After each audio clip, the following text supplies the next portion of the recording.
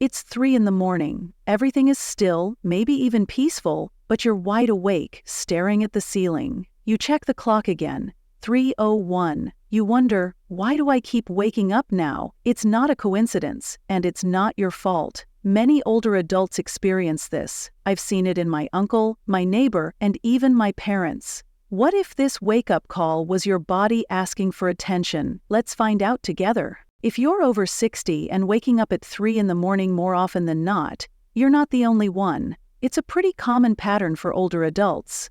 But here's the thing, most people don't really talk about it. They brush it off like it's just another part of aging.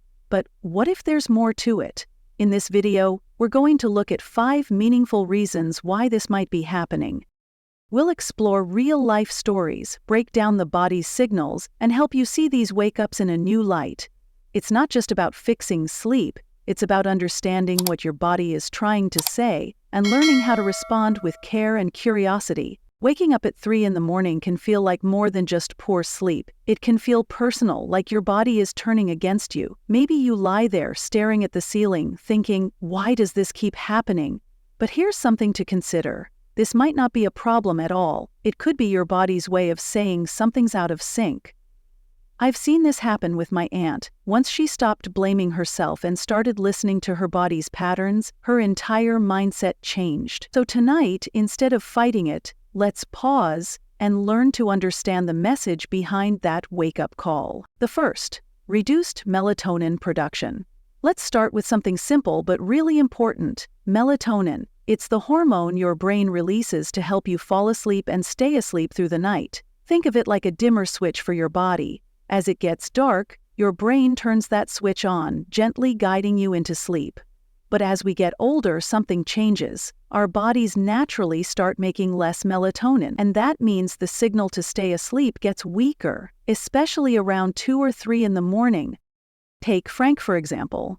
He's 74, a retired school principal who always considered himself a solid sleeper. But for the past year, he's been waking up around 3:15 a.m., not in pain, not anxious, just wide awake. At first, he thought it might be the neighbor's dog, or maybe the heating system clicking on, but the pattern continued night after night. Eventually, he began wondering if something was wrong with him. After a visit to his doctor and a bit of research, Frank discovered what was really going on. His body wasn't broken, it was just producing less melatonin. That one piece of information shifted everything. He realized the wake-ups weren't personal, they were biological. So Frank got to work. He started by dimming the lights in the house after dinner, giving his brain a clear signal that nighttime was coming. He cut out screen time an hour before bed. No more scrolling through the news or watching action-packed shows late into the evening. He added a calming walk around the block after sunset, just to wind down and get a little fresh air. Within 2 weeks, Frank noticed a change. He still woke up sometimes, but it wasn't every night. And when he did, he felt calmer, less confused. He'd simply take a few deep breaths, remind himself what was happening, and often fall right back to sleep. The thing is, melatonin is a rhythm-based hormone. It works best when your body has a clear sense of what time it is. And these days, our evening routines can confuse that rhythm. Bright lights, noisy TV shows, or even inconsistent bedtimes can throw off the timing. That's especially true as we age and become more sensitive to small changes. So if you're waking up in the middle of the night, especially around 3, it might not be insomnia. It might just be your melatonin levels dipping too early. Your body might need a little more help keeping that sleep switch turned on. One thing to try, make your evenings more intentional. Turn off overhead lights and use a lamp instead. Avoid screens if you can. Maybe try a book or a puzzle. Keep your room as dark as possible. Even a blinking clock or hallway light can tell your brain it's time to wake up. Another helpful tip? Melatonin-rich foods like tart cherries or walnuts can support your natural levels.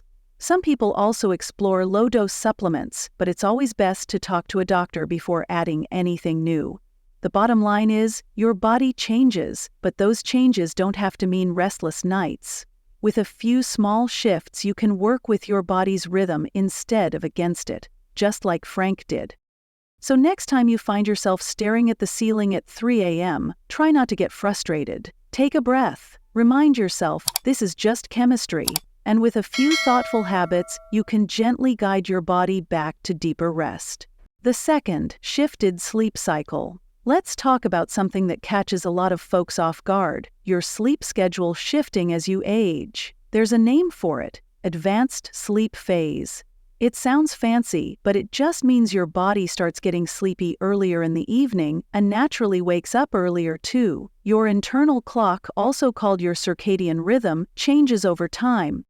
For example, Ellen is 69. She used to be a total night owl, would stay up watching late-night talk shows and reading mystery novels past midnight. But over the last few years, something changed. She started feeling sleepy before the 10 o'clock news. By 8:30, her eyelids were heavy. By 9, she was asleep. And guess what? Her eyes popped open at 3 in the morning, like clockwork. At first, Ellen thought something was wrong. Was it anxiety, hormones, too much tea? But it wasn't any of those things. It was simply her body working on a different schedule now. And once she knew that, she stopped feeling so frustrated and started making some adjustments. She moved dinner to a little later, added a short walk in the evening, and made sure her lights stayed on until closer to 10. She even picked up a gentle evening routine: soft music, a phone call with her daughter, and sometimes a crossword puzzle by lamplight. And guess what? Her sleep started shifting. Now she falls asleep closer to 10 and wakes up closer to 5. It's not perfect, but it's progress. The truth is, your body needs cues to know what time it is. Sunlight in the morning helps set the clock, but so does light in the evening. If your house gets quiet and dim at 7, your brain thinks it's bedtime soon, even if you're not ready to sleep yet. Joe, my neighbor down the street, had a similar experience. He retired at 70 and suddenly found his evenings empty. No more meetings, no set schedule. He started eating dinner at 5, watching television, then heading to bed by 8. Before long, he was waking up at 2:30 or 3 every morning. When we talked, I shared what I'd learned from Ellen. Joe decided to try it too. He pushed dinner back to 6:30, called his daughter on the West Coast in the evenings, and kept a bright reading light on until 9:30. Within 2 weeks, his sleep improved. It's not about forcing yourself to stay awake. It's about gently guiding your body into a new rhythm. Try asking yourself, what signals is your body getting in the evening? Are you turning off lights early? Are you skipping the evening activity? Are you missing the social connection that used to fill that time? Those little details matter. Your body's clock is looking for clues, and if those clues say it's bedtime, then 3 a.m. becomes your morning. But here's the good news: you can shift things. It might take a little patience, but adding light, movement, and connection to your evenings can help reset your rhythm in a way that feels good to you. So if you find yourself wide awake while the rest of the world sleeps, take a breath. You're not alone. This is common, it's natural, and it can be adjusted. The key is to work with your body, not against it. Respect your rhythms, but don't be afraid to shape them, because restful sleep isn't just about the number of hours, it's about feeling in sync with your body, your day, and your life. The third, physical discomfort and health interruptions. Now let's talk about something a little more physical, because sometimes your body wakes you up not from habit or hormones, but because it's just plain uncomfortable. Maybe your hip is aching, your back feels tight, or your bladder's calling louder than usual. These aren't big emergencies, but they're enough to pull you out of sleep, especially around 3 in the morning when your body is more sensitive. Take Harold, 76. He used to sleep like a rock no matter what. But these days he finds himself waking up at the same time every night, 3 on the dot. Not because he's anxious or stressed, but because lying on one side for hours started to bother his hip.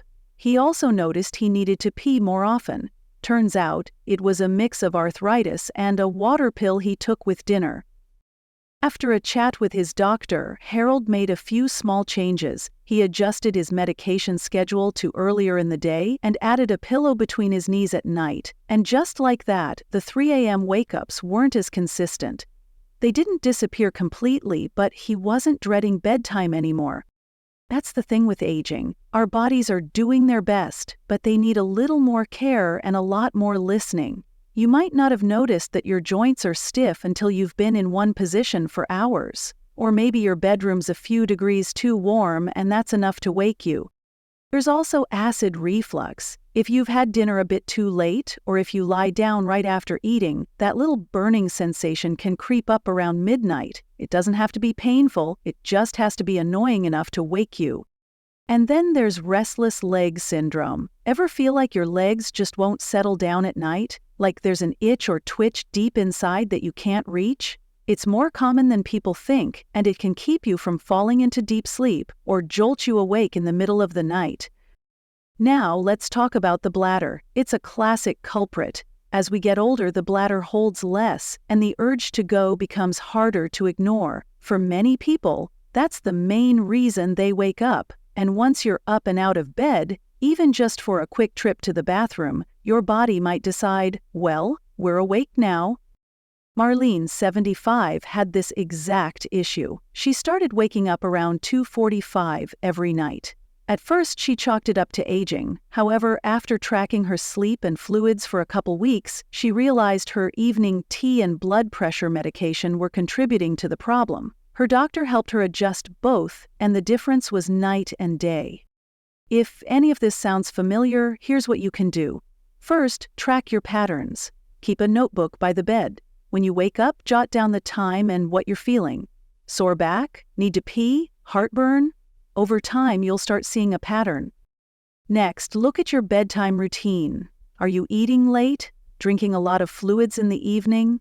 Is your mattress supportive? Are your pillows helping or hurting? You don't need to make huge changes all at once, but one or two thoughtful tweaks, whether it's propping your legs up, adjusting your room temperature, or timing your medications differently, can go a long way. Most importantly, remember this: waking up doesn't mean something is wrong. It might just mean your body is asking for a little attention, and when you respond with care and curiosity, sleep becomes something you can work with, not something you have to fight against. The fourth, lifestyle habits that shift sleep rhythm. Let's talk about something that sneaks up on you: your daily routine. Not the big stuff, but the little habits that shift so slowly you barely notice. Before long, you're eating dinner early, dozing off in your chair, and waking up wide-eyed at 3 a.m. That's exactly what happened to Rita. She's 73, recently retired and enjoying her slower days, but somewhere along the way her schedule shifted. She started eating dinner at 5, catching the early news, and falling asleep in her recliner before 8. When she moved to bed, she'd sleep a few more hours, then bam, awake at 3 o'clock like clockwork. At first, she thought it was just age, but it wasn't that simple. Her body was responding to the signals she was giving it. Dim lights, quiet evenings, early meals. It all added up to an internal message. It's bedtime now, and if you fall asleep at 8:30, guess what? 7 hours later, it's 3:30 in the morning. Rita didn't need sleeping pills, she needed a new rhythm. So she tried a few things. Pushed dinner to 6, took a gentle walk after eating, and kept a couple of warm lights on while reading a novel. She even added a short phone call to a friend into her evening. Not only did these small changes keep her engaged longer, they also told her brain, hey, the day's not done yet. Light plays a huge role in your sleep rhythm. Natural daylight in the morning helps set your body's internal clock, but so does evening light. If your house goes dark early and you're relaxing in silence, your brain thinks it's bedtime. And if that happens too early, your wake-up time creeps earlier too. Caffeine can add to the problem. Maybe you drink coffee at lunch or enjoy a bit of chocolate after dinner. It might not seem like much, but for some people that little boost lingers into the night. And once your sleep gets lighter, even a creaky floorboard or a shifting pillow can wake you up. Even your food timing matters. If you eat too early, your blood sugar might dip around 2 or 3 in the morning. You might not feel hungry, but your body senses the drop, and that can trigger a wake-up. A light snack before bed, like a banana or a handful of almonds, can sometimes smooth out that dip. What about naps? Well, they're great, in moderation. But if you're snoozing for an hour or two in the afternoon, your body might not be ready to sleep by bedtime. Try capping your nap at 20 or 30 minutes, just enough to refresh without resetting your whole cycle. Let's not forget mental activity. Retirement often means fewer appointments, fewer deadlines, and sometimes fewer conversations. That quieter life can be lovely, but it can also leave your brain understimulated. And when your brain isn't busy during the day, it doesn't feel as tired at night. So what's the solution? Create a little structure, add light, stay engaged. Maybe call a friend in the evening, work on a jigsaw puzzle after dinner, read something that makes you laugh. Keep your environment gently active until closer to your ideal bedtime. The key is to notice what messages your habits are sending. Is your evening telling your body it's time to wind down at 7? If so, you might naturally wake up before dawn. But here's the good news. These patterns can shift. Your body is smart and flexible. With a few simple changes, you can train your internal clock to better match your desired schedule. Just like Rita did. Within a couple of weeks, she was staying up until 10, waking up closer to 6, and feeling more rested than she had in months. So, tonight, pay attention. What time are you eating? What's your lighting like? Are you moving, engaging, or connecting in the evening? If not, try one small shift, just one, and watch how your body responds over time. It might surprise you, in the best way. The fifth. Emotional and psychological restlessness. Let's go a little deeper now. Because sometimes waking up at 3 in the morning has nothing to do with aches, hormones, or habits. Sometimes it's something more subtle, something that lives not in your muscles or your sleep cycle, but in your heart and mind. Think about it. During the day, life is full of noise, conversations, phone calls, errands, distractions. But at night, everything slows down. The house is still, the lights are low, and in that silence your thoughts finally have space to speak. That's when you start remembering things, conversations that never finished, people you miss, choices you've made or didn't make, and grief. Oh, grief has a habit of showing up when the world is asleep. Darlene, 80 years old and full of stories, knew this feeling well. Her days were full of gardening, crossword puzzles, and FaceTime calls with her grandkids. But every night, around 3 a.m., she'd wake up. Not in pain, not worried, just awake and thinking. She thought it was insomnia at first, tried herbal teas, played soft music, but nothing seemed to help. Until one day she realized this wasn't about sleep at all. Her mind simply needed space. And 3 a.m. gave it just that.